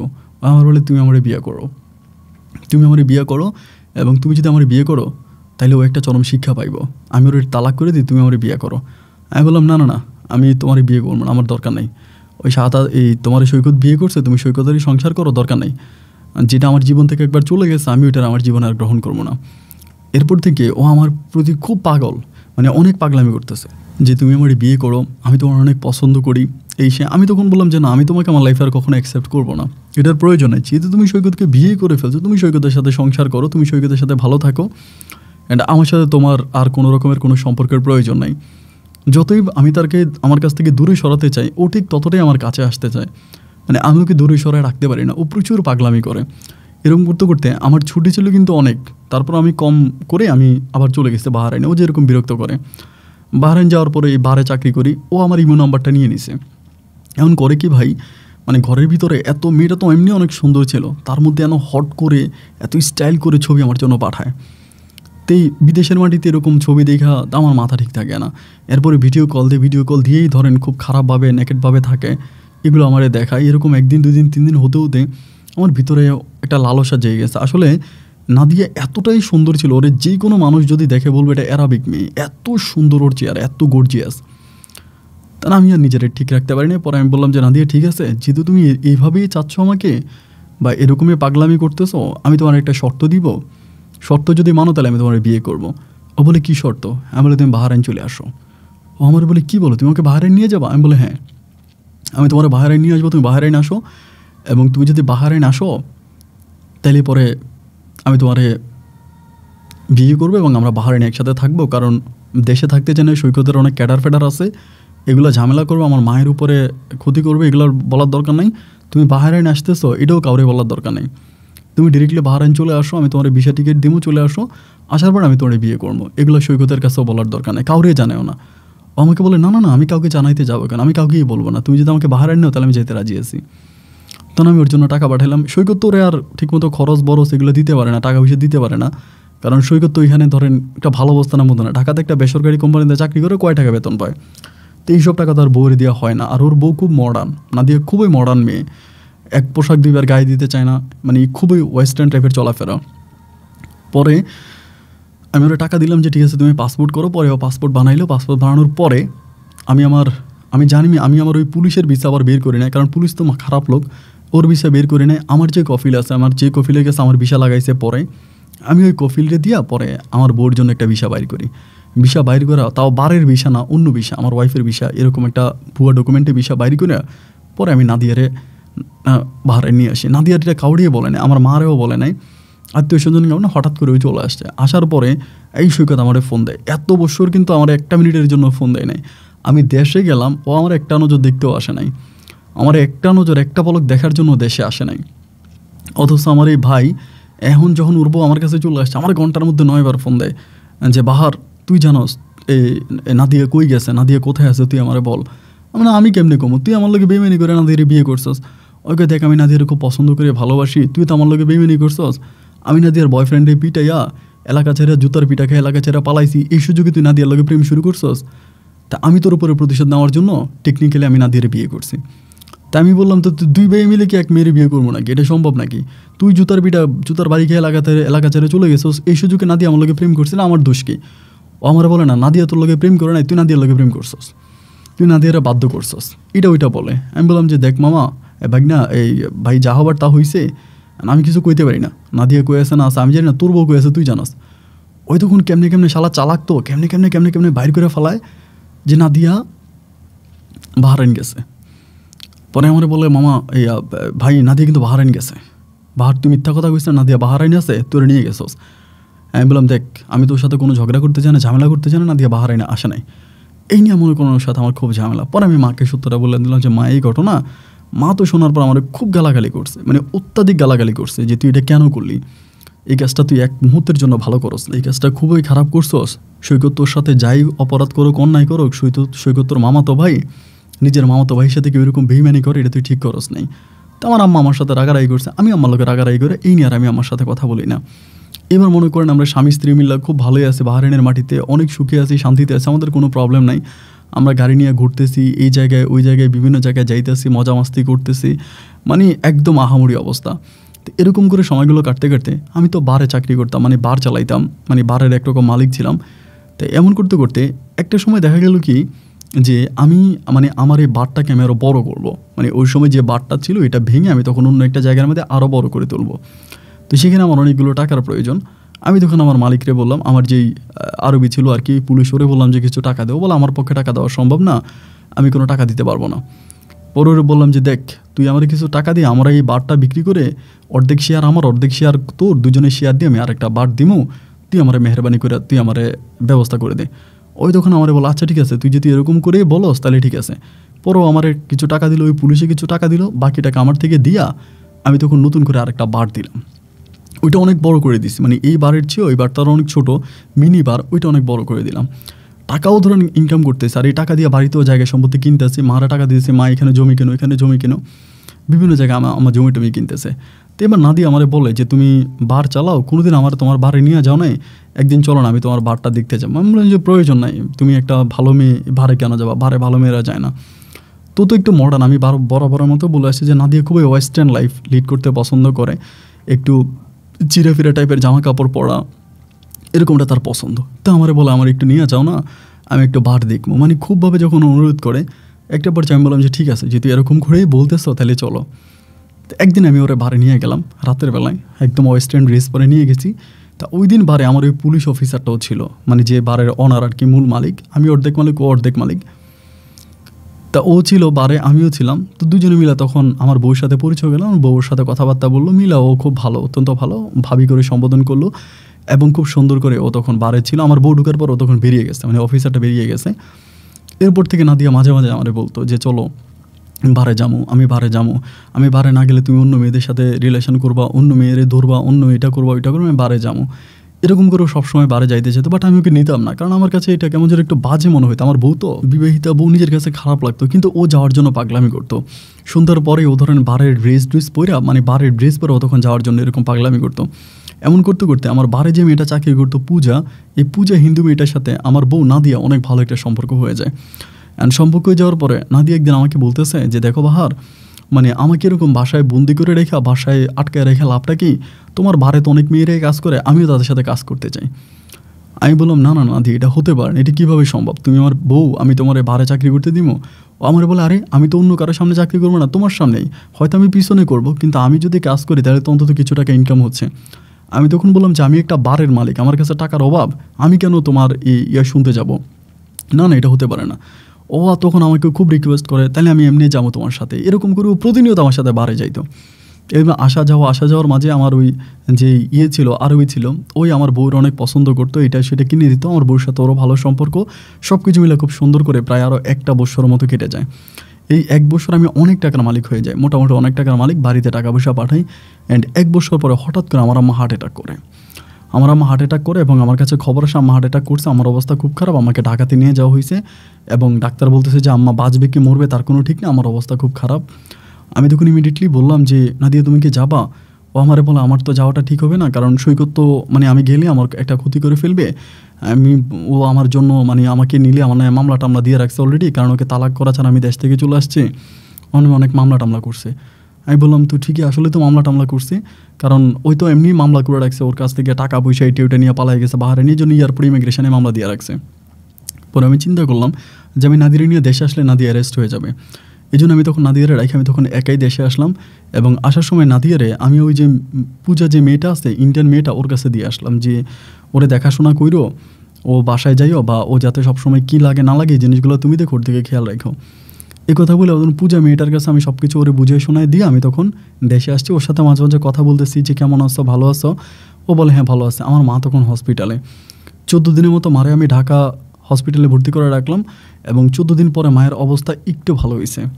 ভালো হওয়ার পরে আমি ডাক্তারে বললাম যে এই রিলিজ দেওয়ার দরকার নাই, আপনারা আপনাদের এখানেই রেখে দেন, পরিপূর্ণ সুস্থ না হলে আমি আমার মাকে দেশে নিব না, মানে বাহারে এই গ্রামে নিয়ে যাবো না, মারা এখানে রাখেন। ঢাকাতে আমি রেখে দিলাম এবং ঢাকাতে রেখে দেওয়ার পরে আমার মামা, তারপরে আমার নানু তখনও বাইচা ছিল, আমার নানিমণি, আমার নানিও তখন আমার মায়ের পাশে আছে, আমার মায়ের দেখাশোনা করতেছে। তো আমার নানা ভাই এর মাঝে মারা গেছে, নানা মারা গেছে, গল্পের মাঝে বলতে পারি নাই, নানা মারা গেছে আমি বিদেশ থাকতে। তো নানি আছে, নানি আমার মায়ের দেখাশোনা করতেছে, এখনও নানি অনেক স্ট্রং, অনেক শক্ত, মায়ের দেখাশোনা করে মায়ের সাথে খুব ভালোই আছে। তো একবার যে আমার বউ তখন আমাকে বাহারাইন থেকে ফোন দিয়ে বলতেছে যে বাহার বার তো বন্ধ হয়ে গেছে, আমাকে বলে। আমি তখন বললাম যে বার বন্ধ হলো কেন? বলে পুলিশে ঝামেলা করছে, কোন পুলিশে ঝামেলা করছে এই জন্য বার বন্ধ হয়ে গেছে। তো আমি বললাম কী রে, বার তো বন্ধ হয়ে যাওয়ার কথা না, আমরা তো পুলিশের সমস্ত কাগজপত্র ডকুমেন্ট সব ঠিক করে বার চালাইতেছি, বার বন্ধ হয়ে যাবে কেন? ও বলে গতকালকেও বন্ধ ছিল, আজকেও বন্ধ। পরে আমি আমার ওই পুলিশ অফিসারে কল দিলাম, যার সাথে আমি পার্টনারে ব্যবসা করি, ওরে কল দিলাম। ওরে কল দিয়ে বললাম, কিরে ভাড়া নাকি বন্ধ? ও আমার বল, আমি তো লন্ডনে। ও হোয়াটসঅ্যাপে কল দিলাম, কথা হচ্ছে, পরে বলে লন্ডনে। আমি বললাম, তুই লন্ডনে? আমি দেশে আসলাম, তুই লন্ডন চলে গেলি? এখন যে আমার মানে বউ আমারে বলতেছে যে বার নাকি বন্ধ। বার বন্ধ থাকার কারণ কি? বার তো বন্ধ হওয়ার কোনো কারণ নেই। পরে বলতেছে হয়তো কোনো কারণে বন্ধ হতে পারে, সমস্যা নাই, তুই দেশের ঝামেলা শেষ করে আয় এবং আসলে পরে সব কিছু ঠিক হবে। পরে আমি তখন আর বললাম যে ঠিক আছে, বন্ধ যেহেতু, বউ তুমি ঘরে থাকো, ঘরের বাইরে যাইও না, আমি এদিক দিয়ে আমার আম্মারে ঠিকঠাক করে আমি দেশ আসতেছি। প্রায় 17-18 দিনের মতো কেটে গেল। ওই সময় পর্যন্ত কিন্তু নাদিয়া কিন্তু বাহারাইনই আছে এবং ওই পূজা মেয়েটা মাঝে মাঝে ওর সাথে আসে, কথাবার্তা বলে, দেখা টাকা ওইটুকুই। এরই মাঝে 15-16 দিন 17-18 দিন পরে আমি তখন মারে রাইখে আমার ভিতরে কেমন জানি মানে খারাপ লাগা কাজ করতেছে। এটা সত্য কথা, মানে নিজের কোটি কোটি টাকার ব্যবসা ওইখানে, মানে নিজের ভিতরে নিজের আর মানায় নিতে পারতেছিলাম না যে না কি, মানে কিছু না কিছু একটা তো হয়েছে। পরে আমি সাথে সাথে আবারও এখান থেকে বাহরাইন থেকে বাহরাইন গেলাম বাংলাদেশ থেকে। বাহরাইন যাওয়ার পরে আমি দেখতেছি যে আমার বারে অন্য কিছু ইন্ডিয়ান লোকে কাজ করতেছে, মানে অন্য কিছু ইন্ডিয়ান লোক। তা অন্য ইন্ডিয়ান লোক কীভাবে কাজ করে আমি তখন ভীষণ অবাক হয়ে গেলাম যে কী রে, অন্য ইন্ডিয়ান লোক আমার বারে কীভাবে কাজ করে। আমার ওই বাহরাইন আমার যে ছিল, যে পুলিশ অফিসার ছিল, ওরে ফোন দিলাম বাহরাইনের, কিরে তুই কো? বল আমি তো লন্ডনে। আমি বললাম বারে তো অন্য কোনো লোক কাজ করতেছে, পূজারে তো দেখতেছি না, পূজা কই? পরে বলে বারে অন্য লোক কাজ করবে মানে? এই কথা বলার পরে তখন ও কী করে বিদেশ থেকে আসে, ওই লন্ডন থেকে আসে। আসার পরে যেটা জানতে পারি যে পূজা এই ইন্ডিয়ান লোকগুলোর কাছে বার বিক্রি করে দিছে, মানে বারের যত ইনস্ট্রুমেন্ট যত মানে যাই কিছু আছে সব কিছু লোকগুলোর কাছে বিক্রি করে দিছে, বিক্রি করে দিয়েও চলে গেছে। তা বার কিন্তু এভাবে মেয়ে কীভাবে বিক্রি করলো, মানে আমরা তখন বিষয়টাতে খুব অবাক হয়ে গেলাম। মানে সব কিছু বিক্রি করে দিছে, বারের ভিতরে যত মালামাল যা কিছু ছিল অন্যরা তখন কমপ্লিটলি বারটা চালাইতে আছে। আর আমি তখন বললাম, আমি পুলিশ অফিসারে বললাম, যারা তুই তো শ্রোতা, তুই তো পুলিশ, তাই তুই এটা খুঁজে বাইর কর, ওই মেয়ে কীভাবে বার বিক্রি করে, বার তোর নামে আর আমার নামে, আমাদের দুজনের নামে বার ওই বিক্রি করে কেমনে? পরে বলে ঠিক আছে, আমি ঝামেলা দেখতেছি, কী করা যায় না করা যায়, তুই এটা লিয়ে টেনশন করিস না। এই কথা বললে ও তখন করে কি, এই ঝামেলার ভিতরে ও তখন ঠাস করে আমাকে পুলিশ দিয়ে ধরায় দেয়। মানে ওরে আমি বললাম যে তুই পূজা মেয়েটারে খুঁজে বের কর, ইন্ডিয়ান ওই মেয়েটা বার কীভাবে ও বিক্রি করে দিয়ে চলে গেল আরেক জায়গায়, ওরে খুঁজে বের কর। ও কী করলো, ওই ইন্ডিয়ান মেয়েটারে খুঁজে বের না কইরা ও তখন ডিরেক্টলি আমাকে ধরাই দিল, আমার পুলিশের কাছে ধরাই দিল। পুলিশের কাছে ধরাই দেওয়ার অর্থ কেলেঙ্কারি, মানে আমার নামে কোটি টাকার বাংলাদেশি টাকার হিসাবে কোটি টাকার মামলা দিয়ে দিছে। এবার মামলা দেওয়ার পরে আমার বউয়ের সাথে আমি আর যোগাযোগ করতে পারি না, আমার বউ বাইরে, ওর সাথে আমার কোনো যোগাযোগ নাই, বাড়িতে কোনো যোগাযোগ করতে পারতেছি না, খুব কঠিন অবস্থা। সেই সময় আমার এক ভাই ছিল, ওনার বাড়িও ইন্ডিয়াতে, ইনি আমাকে হেল্প করলো। ওরা বললাম যে ভাই দেখি এই ঘটনা, বলে তোর বউ তো বাসায় নেই। আমি বললাম আমার বাসায় তোর বাসায় তালা মারা, তোর বউ কিন্তু তোর বাসায় নেই। তাহলে আমার বউ গেল কই? ওকে জানি না তোর বউ কই গেছে, কিন্তু যেটা জানতে পারলাম যে ওই পুলিশ বাহারানিটা বারবার তোর বউয়ের কাছে আসছিল, তোদের ঘরে আসছিল। আমি তখন চিৎকার করে বলতেছে, ভাই রে তাহলে বাহারানি আমার বউরে লয়ে গেছে, যেমনি পারাস আমার বউরে বাঁচা। কান্না করতেছে, আমার বউরে বাঁচা, আমার বউরে মনে হয় বাহারানি নিয়ে গেছে। পরে ও বলে আগে তো তোরে বের করতে ব্যবস্থা করতে হইব, এখন তোরে বের না করে আমি তোর বউরে খুঁজবো কেমনে? তারপর ওই ইন্ডিয়ান ভাইটা আমার কাগজপত্রগুলো নিয়ে আসে, দৌড়াদৌড়ি করলো, বাংলাদেশি টাকায় প্রায় 50 লক্ষ টাকার মতো দিতে হবে, বাংলাদেশি টাকায় 50 লক্ষ টাকার মতো দিতে হবে, দিলে পরে আমি জেল থেকে মুক্তি পাবো বা আমি দেশে যাইতে পারবো। এমন একটা মামলা আমার নামে সাজাইছে, এমন একটা মামলা আমার নামে দিছে। আমি তখন মানে আমার তো তখন নিঃশ্বাস আটকে যাওয়ার মতো অবস্থা। আমি তখন বাড়িতে ফোন দিলাম মারে বললাম যে মা, জায়গায় সম্পত্তি যেখানে যা আছে সব বিক্রি করে টাকা পাঠাও, আমি আর আমার বউ আটকে গেছে বাহারাইনে, তুমি টাকা পাঠাও। আমার মা তখন এই জায়গা বিক্রি করা শুরু করলো, যেখানে যেখানে জায়গা কিনছে জায়গা বিক্রি করে টাকা পাঠাইতে শুরু করলো। ওই ইন্ডিয়ানি ভাইটা আমার অনেক উপকার করছে, ওর অ্যাকাউন্টে টাকা পাঠিয়েছে, কিন্তু আমার সাথে বেইমানি করে নাই। প্রায় 50 লাখ টাকার মতো ওর অ্যাকাউন্টে আমার মা পাঠাইছে। পাঠানোর পরে ও তখন এই টাকাটা লয়ারকে দিয়ে আমার তখন আমার মামলাটা ছুটেছে। মামলাটা ছুটানোর পরে আমি যেদিন জেল থেকে বেরোছি ওই দিন সন্ধ্যার সময় জেল থেকে সরাসরি আমার ফ্লাইট হয়ে গেছে, মানে আমার ভিসা টিসা সব ক্যান্সেল করে আমাকে মানে সরাসরি রাতের মধ্যে আমার ফ্লাইট হয়ে গেছে বাংলাদেশে। আমার বউর কোনো খবর নাই। বাংলাদেশে আসার পর আমি তখন ফোন দিয়ে কান্নাকাটি করতেছি, এম্বাসিতে যাইতেছি, এম্বাসিতে কমপ্লেন জানাইতেছি যে আমার বউরে খুঁজে পাচ্ছি না। অ্যাম্বাসেডার বলতেছে আমরা খোঁজাখুঁজি করতেছি, সমস্যা না, বাহারাইনি পুলিশকে ইনফর্ম করা হয়েছে। এদিক দিয়ে আমি ওই বলতেছি, আমার ওই ইন্ডিয়ান ভাইটারে বলতেছে, ভাই তুই তো ওই দেশে আসছ, আমার বউরে খুঁজে বাইর করে। 21 দিন পর আমার বউরে গাড়ি দিয়ে বাসায় এনে দিয়ে গেছে। 21 দিন পরে বাসায় এনে দিয়ে যাওয়ার পরে ওই ইন্ডিয়ান ভাই তারপর বাংলাদেশ এম্বাসির সহযোগিতা আমার বউকে পাসপোর্ট করে এই টিকিট নিয়ে এই রাতের মধ্যে আমার বউরে তখন দেশে পাঠানোর ব্যবস্থা করে। আমি তখন ঢাকা এয়ারপোর্টে আমার বউরে রিসিভ করার পরে ওর অবস্থা খুব খারাপ, ওর শারীরিক অবস্থা কমে সাথে সাথে নিয়ে হসপিটালে ভর্তি করাই। এবং হসপিটালে ভর্তি করানোর পরে ও মোটামুটি সুস্থ হয়। সুস্থ হওয়ার পরে আমি জিজ্ঞেস করি তুমি কই গেছি, আমার বউরে বলি যে তুমি এতগুলো দিন আমি জেলে গেলাম, তুমি একটাবার আমার দেখতে গেলা না, জেল থেকে দেশে আসার পরে তুমি বাসা তালা মেরে তুমি চলে গেছো, তুমি কই গেছিলা? ও আমার বলে আমি কোথাও যাইনি, আমাকে নিয়ে গেছে। আমি তখন বললাম তোমার নিয়ে গেছে, কে নিয়ে গেছে? পরে বলো ওই পুলিশ অফিসার বাহারাইনি। আমি বললাম যে কোথায় নিয়ে গেছে? বলে আমি এসব তোমাকে বলতে চাই না, তবে তোমাকে একটা কথাই বলতে চাই, তুমি এখানে একটা চরম প্রতারণার শিকার হইছো, তোমার সাথে একটা গেমস খেলছে ওই পুলিশ অফিসার। আমি তখন বললাম যে কীভাবে গেমস খেলছে আমার সাথে? আমার বউ তখন বলে তুমি যখন দেশে চলে আসছিলা, দেশে চলে আসার পর আমি প্রতি রাতে ওই বারে যাইতাম, পূজা, আমি আর ওই পুলিশ অফিসার একসাথে আমরা বারে আড্ডা মারতাম, কথাবার্তা হইতো। এর অবস্থার ভিতরেই হঠাৎ করে বার বন্ধ হয়ে যায় এবং পূজার সাথে আমার যোগাযোগ থাকে না, যোগাযোগ হয় না, হঠাৎ করে বার বন্ধ হয়ে যায়। এবং তুমি যে বললা ওই বাহারাইনি এই লন্ডনে গেছে, আসলে এটা মিথ্যা কথা, লন্ডনে জানে ও বাহারাইনিই ছিল। ও প্ল্যানিং করে পূজাকে দিয়ে বারটা অন্য কোথাও বিক্রি করায়, অন্য কোথাও বারটা বিক্রি করায় এবং বিক্রি করিয়ে ও তখন টেকনিক্যালি তুমি যখন বাংলাদেশ থেকে বাহারাইনে আসো তখন তোমাকে আটকায় দেয়, বারের অজুহাত দিয়ে তোমাকে আটকে তোমাকে জেলে পাঠায় এবং তোমাকে জেলে পাঠায় ও আমাকে ইউজ করে, আমাকে দেশে পাঠায়, আমাকেও তছনছ করে ছেড়ে দিয়ে আমাকে দেশে পাঠায়। ও আর মেয়েটা মানে পূজা আর ওই অ্যারাবিক লোকটা এখন বার চালাইতে আছে, ওরা এখন বার চলতেছে, বারে কোনো সমস্যা নাই। যে লোকগুলো বারের মালিকানা দাবি করছে এরা আসলে মালিক না, এরা কিছুই না, এদেরকে জাস্ট অভিনয় করার জন্য বারে পাঠানো হয়েছিল, ওরা জাস্ট অভিনয় করছে, কিন্তু মূলত বার তোমার নামে আর ওই লোকটার নামেই ছিল। মিথ্যা মামলা দিয়ে তোমারে ফাঁসাইয়া তোমার কাছ থেকে টাকা নিয়ে তারপর তোমাকে দেশে পাঠাইছে এবং এই ঘটনার সাথে সরাসরিভাবে জড়িত ছিল এই পূজা মেয়েটা। আমি শোনার পর আমি তখন আসমান থেকে বললাম কি করা যায়?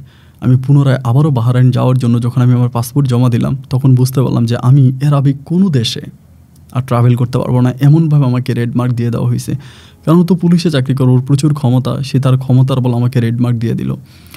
এবং দেশে আসার পর তখন আমার অবস্থা খুবই খারাপ হয়ে গেল, মানে দেশের জায়গা সম্পত্তি যা ছিল সব কিছু বিক্রি করে আমার তো চলে আসতে হয়েছে, সুতরাং আমি আর কিছুই পাই নাই। এবং গ্রামের ভিতরেও কথাটা জানাজানি হয়ে গেছে যে আমার বউকে নিয়ে কফিলে পালায়ে গেছে, কফিলে আমার বউয়ের সাথে ছিল, অবৈধ কাজ করছে, গ্রামের মানুষ এটা নিয়ে চিচি করতেছে। মানে বুঝিনি তো গ্রামে এই ধরনের বিষয়গুলোতে তারা খুব বেশি ইন্টারেস্ট হয়, মজা পায়। তো এই বিষয় নিয়ে সবাই তখন যে যার মতো করে অপমানমূলক কথাবার্তা বলতেছে। আমার অবস্থাটা তখন একটা পর্যায়ে এতটাই খারাপ হয়ে গেল, এতটাই মানে বাজে হয়ে গেল যেটা আসলে বলার মতো না,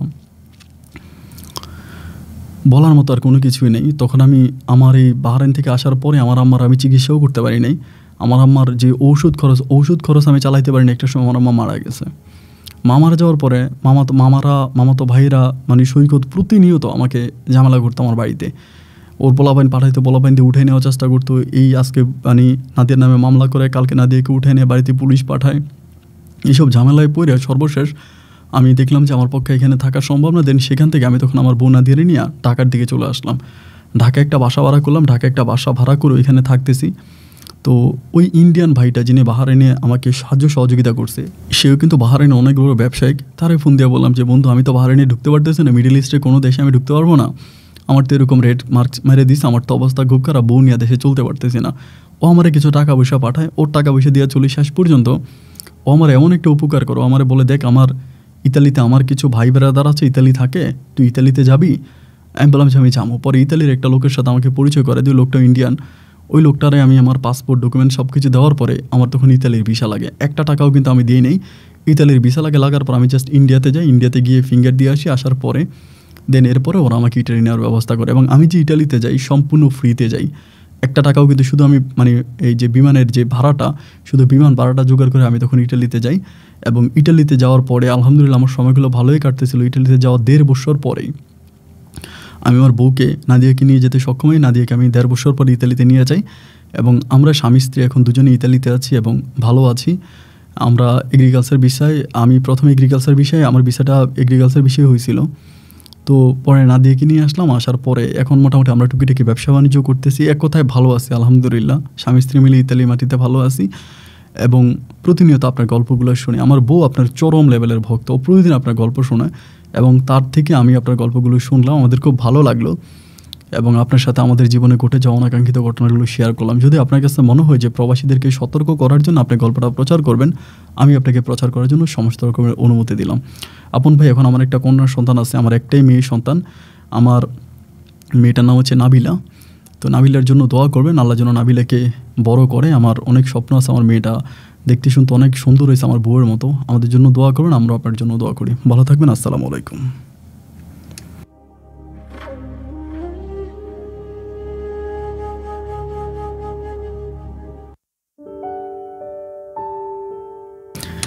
প্রিয় বন্ধুগণ, সবাইকে অনেক বেশি ধন্যবাদ এতক্ষণ পর্যন্ত বাহারউদ্দিনের জীবনের বাস্তব গল্পটা আমার মুখ থেকে শোনার জন্য। দেখেন, এই গল্পটা প্রচার করার শুরুতে আমি বলেছিলাম যে প্রবাসী ভাইরা গল্পটা শুনবেন, কারণ প্রবাসী এরকম সতর্ক, মানে প্রবাসীদেরকে সতর্ক করার জন্যই কিন্তু আমার গল্পটা প্রচার করা।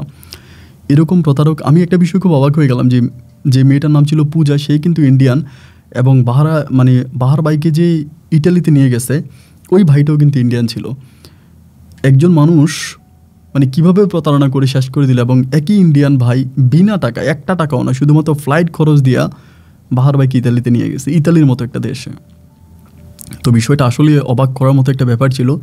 ইন্ডিয়ান ওই ভাইটা যদি ওই সময় বাহারের হাত না ধরতো, তাহলে হয়তো বাহার বাংলাদেশেই ধ্বংস হয়ে যেত, এবং বাংলাদেশে তার সৈকতের লালসার শিকার হয়ে হয়তো স্বামী স্ত্রী তারা মারা যেত। আল্লাহর রহমত, আল্লাহ তাদেরকে বাঁচাইছে, তারা ইতালি পর্যন্ত পৌঁছাইছে এবং সেই দেশ এখন ভালো আছে।